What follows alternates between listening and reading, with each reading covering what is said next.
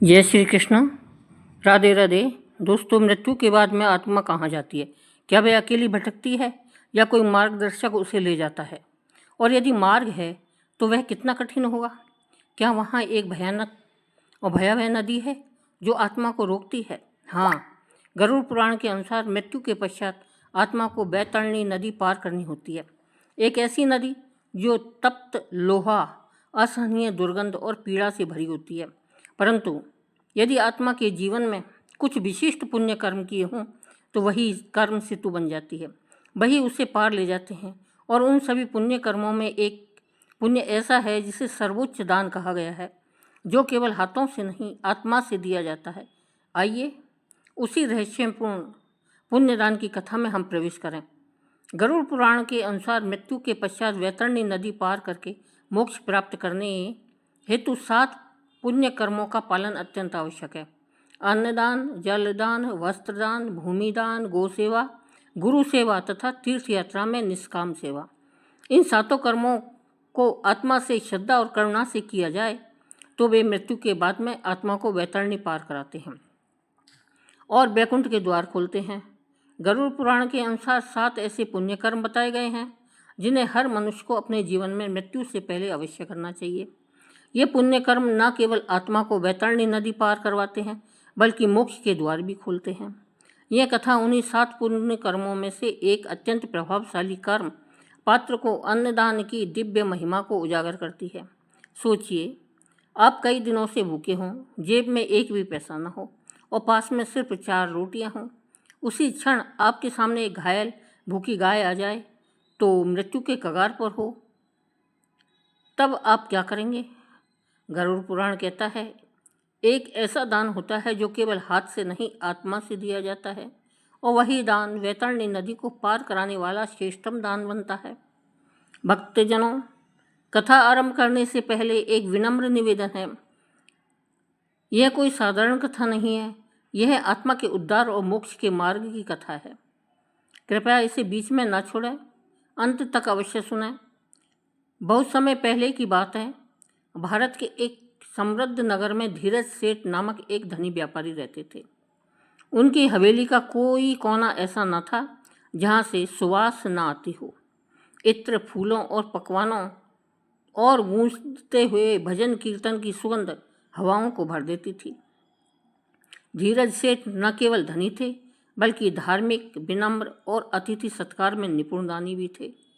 नगर के किसी कोने में कोई भूखा हो, बीमार हो या बेसहारा, वह जानता था कि सेठ की हवेली के द्वार उसके लिए खुले हैं।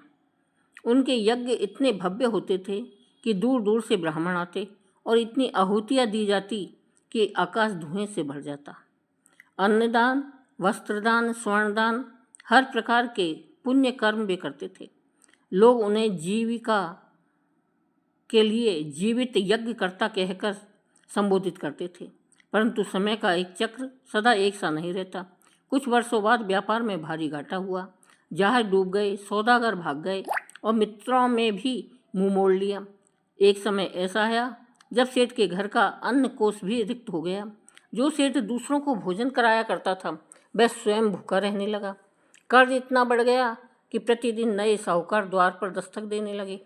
एक दिन उनकी धर्मपत्नी गौरांगी देवी, जो धैर्य और श्रद्धा की प्रतिमूर्ति थी, बोली, स्वामी, आपने जीवन भर यज्ञ किए हैं, पुण्य कमाए, पर अब संकट के समय कोई भी यज्ञ हमारी रक्षा नहीं कर पा रहा है। क्या कोई ऐसा यज्ञ नहीं जो इस समय हमें सहारा दे सके? धीरज सेठ बोले, सुना है कुंदनपुर में कोई धन सेठ है जो यज्ञों को खरीदते हैं, शायद हमें वहीं जाना चाहिए। गौरांगी ने उनके लिए प्रेम पूर्वक 4 मोटी मोटी रोटियां बनाई और वही घर में शेष आखिरी आटा था। इसने से पोटली बांध दी और कहा, स्वामी, रास्ता लंबा है, कृपा कर इन्हें किसी को मत देना, ये रोटियां केवल आपके लिए हैं। अगली सुबह धीरज सेठ यात्रा पर निकल पड़े। तेज धूप, थका शरीर और सूखे होठ। कुछ ही दूरी पर उन्हें एक पुराना बरगद का पेड़ दिखा। वे उसकी छांव में बैठ गए। पोटली खोली और पहली रोटी निकाली ही थी कि सामने से एक भूखी घायल गाय लंगड़ाते हुए आई। उसकी आंखों में असहनीय पीड़ा थी, मानो कह रही हो, अब और सहन नहीं होता। सेठ का हृदय कांप उठा। यह तो वही गौ माता है जिनके लिए मैंने यज्ञों में घृत अर्पित किया, अब वही भूखी है। उन्होंने पहली रोटी उठाई और गाय को खिला दी, फिर दूसरी भी दे दी। अब 2 रोटियां ही बची थी, पर गाय वहीं पर बैठी गई और करुणा भरी आंखों से उन्हें देखती रही। सेठ ने तीसरी रोटी भी उसे अर्पित कर दी। अब बस 1 रोटी शेष थी और पूरी यात्रा बाकी। सेठ ने गहरी सांस ली और गाय की आंखों में झांका और अंत में वही अंतिम रोटी भी उसे अर्पित कर दी। और तभी उस घायल गाय ने अपना स्वरूप बदल लिया। वह गौ रूप में प्रकट हुई और धर्म की शक्ति थी। एक दिव्य प्रकाश से आच्छादित होकर बोली, सेठ, तूने जो किया है वह केवल अन्न दान नहीं, आत्मा का अर्पण था। तूने पात्र को दिया है, भूख से तड़पती प्राणी मात्र की पीड़ा को समझा। यही वह कर्म है जो बैतरणी पार कराता है और मोक्ष के द्वार खोलता है। भूखे, थके और दुर्बल धीरज सेठ किसी तरह कुंदनपुर पहुँचे। वहाँ के धन सेठ और उनकी पत्नी देवश्री देवी ने उनका आदरपूर्वक स्वागत किया। धन सेठ ने पूछा, कहिए सेठ जी, क्या लाए हैं आप? धीरज सेठ बोले, मैं संकट में हूँ। वर्षों से जो महायज्ञ संजो रखा था, अब वही बेचने आया हूँ। देवश्री देवी ने उनकी आंखों में झांकर पूछा, यात्रा में आपने जो रोटियां साथ ली थी, क्या उन्हें खा लिया या किसी को दे दी? सेठ आश्चर्यचकित रह गए कि यह सब इन्हें कैसे पता। फिर उन्होंने सब कुछ बता दिया। भूखी गाय को दी गई 4 रोटियां और स्वयं भूखे रहकर की गई सेवा। देवश्री देवी की आंखें भर आई। वो बोली, वो यज्ञ जो आपने आत्मा से किया वही सच्चा यज्ञ है। हम वही यज्ञ खरीदते हैं जिसकी अग्नि में स्वार्थ नहीं, केवल त्याग हो। धन सेठ ने सहमति में सिर हिलाया। यज्ञ खरीदा गया।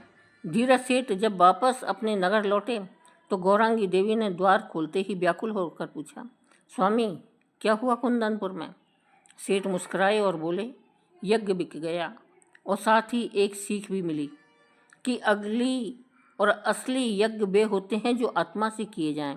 वे बहुत थके थे। रात को उन्होंने भोजन नहीं किया और बिस्तर पर लेटते ही गहरी नींद में चले गए। रात्रि का अंधकार गहराया और सेठ गहरे स्वप्न में डूब गए। उन्होंने स्वयं को एक रहस्यमय स्थान पर पाया। सामने वैतरणी नदी थी, काली, भयंकर, धारा, दुर्गंध और पीड़ा से भरी। नदी के किनारे हजारों आत्माएं करहा रही थी। कुछ चिल्ला रही थी, हमें पार कराओ, हम नहीं तैर सकते। धीरज सेठ भयभीत थे। तभी एक श्वेत गोमाता प्रकट हुई। उनकी आंखों में वही करुणा थी जो उन्हें रास्ते में मिली भूखी गाय की आंखों में दिखी थी। गाय ने धीरे धीरे सेठ की ओर मुख किया और अपनी पूंछ उनके समीप कर दी। धीरज सेठ ने बिना कुछ कहे पूंछ थामी और गाय हवा में तैरती हुई उन्हें बैतरणी के पार ले गई। न तो पानी छूटा न डर हुआ, बस शांति, अपार शांति। स्वप्न में भी आकाशवाणी हुई, धीरज सेठ, तूने गोदान किया, वह भी स्वयं भूखा रहकर। एक भूखी गो को जीवन दान दिया। तेरी यह करुणा ही तेरा तारण है, यही सबसे श्रेष्ठ दान है। गाय ने उन्हें उस पार एक स्थान दिखाया, हरियाली से भरा एक टीला नुमा क्षेत्र। मिट्टी में कुछ चमक रहा था। सेठ ने हाथ बढ़ाया, मिट्टी हटाई और एक संदूक निकला जिसमें रत्न, स्वर्ण और यज्ञ सामग्री थी। अगली सुबह नींद से जागने के बाद सेठ ने गौरांगी देवी को सपना बताया। दोनों ने निर्णय लिया कि जिस स्थान की झलक सपने में मिली वही हमारी हवेली के पीछे है। सेठ ने मजदूर बुलवाए, खुदाई शुरू हुई। कुछ ही गहराई पर वही संदूक मिला, वैसा ही वैसा जैसा स्वप्न में देखा था। यह वही धन था जो वर्षों पहले उन्होंने यज्ञों में अर्पित किया था। ईश्वर ने उसे आज लौटा दिया। लेकिन अब धीरज सेठ ने कोई नया यज्ञ नहीं किया, बल्कि उस धन से 3 कार्य किए। अन्न क्षेत्र, एक निःशुल्क भोजनालय जहाँ पर भूखे को भोजन मिले, शिशु शिक्षा केंद्र और आयुर्वेदिक चिकित्सा शिविर जहाँ बालकों को विद्या और रोगियों को उपचार मिले, धर्मशाला और वृद्धाश्रम जहाँ बेसहारा और वृद्धों को सम्मानपूर्वक आश्रय प्राप्त हो। भक्तजनों, गरुड़ पुराण कहता है, जो दान आत्मा से दिया जाता है वही मोक्ष का द्वार खोलता है। इस धरती पर 6 ऐसे पुण्यदान बताए गए हैं जिनसे आत्मा स्वयं बैतरणी पार करती है। अन्नदान, क्योंकि भूख से बड़ी कोई पीड़ा नहीं। गोदान, क्योंकि वही आत्मा को पार लगाती है। जल दान, क्योंकि जल ही जीवन है। विद्यादान, जिससे अज्ञान का अंधकार मिटता है। भूमिदान, जो किसी को बैठने को ठौर देता है। आश्रयदान, जो किसी टूटे हुए को सहारा देता है। याद रखें, दान केवल धन से नहीं होता। कभी एक रोटी, एक चादर या बस एक करुणा भरी दृष्टि भी किसी को जीवन दान दे सकती है। अब हम आपसे पूछते हैं कि आपका सबसे बड़ा दान क्या है। और यदि यह कथा दोस्तों आपके हृदय को छू गई हो तो हमारी कथा को लाइक करें और चैनल को सब्सक्राइब करें। बोलो श्री हरि विष्णु की जय, गौ माता की जय। धन्यवाद।